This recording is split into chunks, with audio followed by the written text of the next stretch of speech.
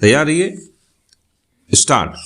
इस मामले में प्रत्युत्तरदाता संख्या 2 परिवादी निसार उल्लाह ने रात 9:30 बजे कोतवाली जिला गोरखपुर में एक परिवाद दर्ज कराया कि उसने अपनी पुत्री रुशदा निसार का विवाह मिर्जा इस्माइल बेग उर्फ अमीर पुत्र जकी उल्लाह निवासी मुफ्तीपुर गोरखपुर के साथ दिनांक 25/12/2015 को किया था। विराम।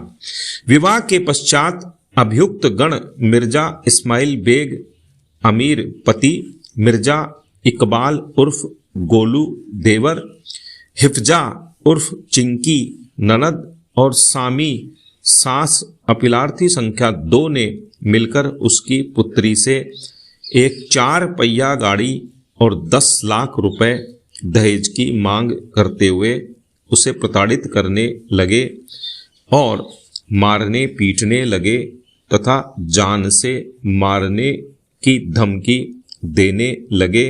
विराम।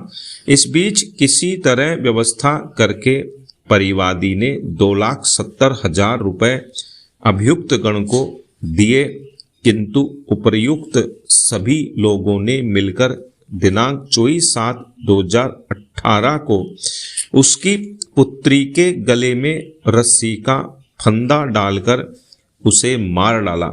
विराम। उपर्युक्त परिवाद के आधार पर संबंधित थाने में भारतीय दंड संहिता की धारा 498 क 323 504 304 ख सपटित धारा 3-4 दहेज प्रतिषेध अधिनियम के अंतर्गत उपर्युक्त सभी व्यक्तियों के विरुद्ध प्रथम सूचना रिपोर्ट दर्ज की गई और उपर्युक्त धाराओं में ही अन्वेषणोपरांत दिनांक 12/10/2018 को आरोप पत्र पेश किया गया, जिस पर दिनांक 22/10/2018 को मुख्य न्यायिक मजिस्ट्रेट ने संज्ञान लिया। विराम।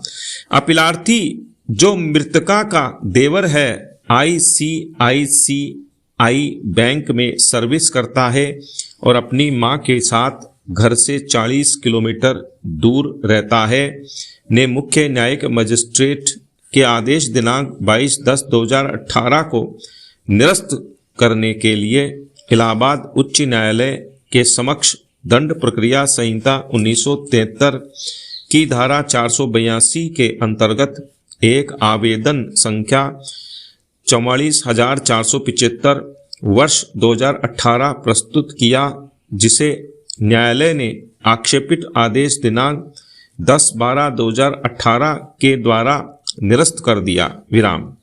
अतः अपीलार्थी ने यह अपील SLP उच्चतम न्यायालय में प्रस्तुत की। विराम। पहला निर्णय 1।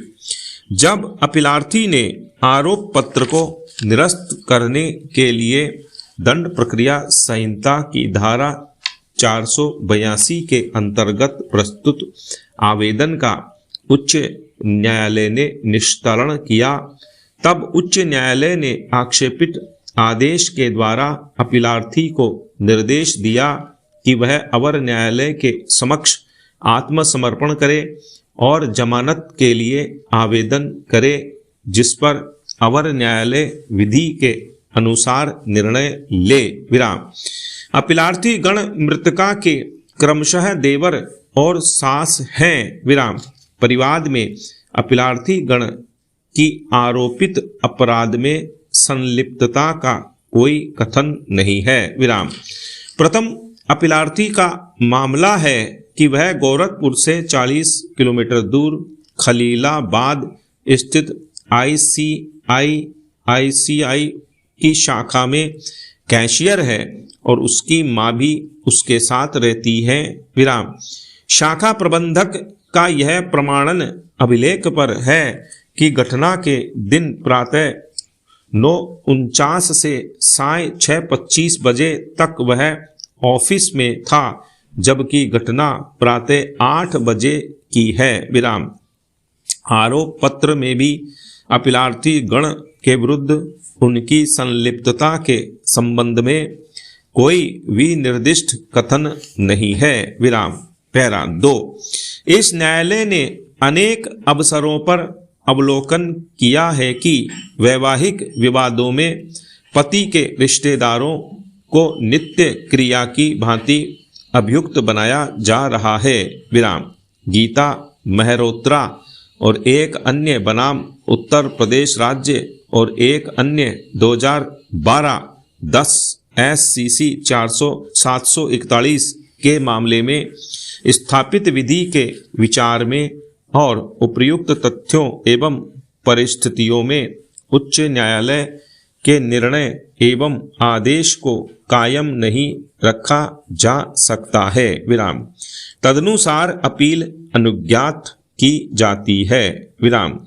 उच्च न्यायालय के द्वारा पारित आक्षेपित आदेश दिनांक 10/12/2018 निरस्त किया जाता है। विराम। परिणामतः प्रथम सूचना रिपोर्ट संख्या 136 वर्ष 2018 में आरोप पत्र संख्या 1 दिनांक 12/10/2018 अंतर्गत धारा 498 क 323 504 506 304 ख भारतीय दंड संहिता सपटित धारा 3-4 दहेज प्रतिषेध अधिनियम और तत्परिणामित मुख्य न्यायिक मजिस्ट्रेट गोरखपुर के द्वारा पारित आदेश दिनांक 22/10/2018 इसके द्वारा निरस्त किया जाता है। विराम। पैरा। मार्गदर्शक निर्णय। पैरा 1। गीता मेहरोत्रा और एक अन्य बनाम उत्तर प्रदेश राज्य और एक अन्य 2012-10 SCC 741 विराम।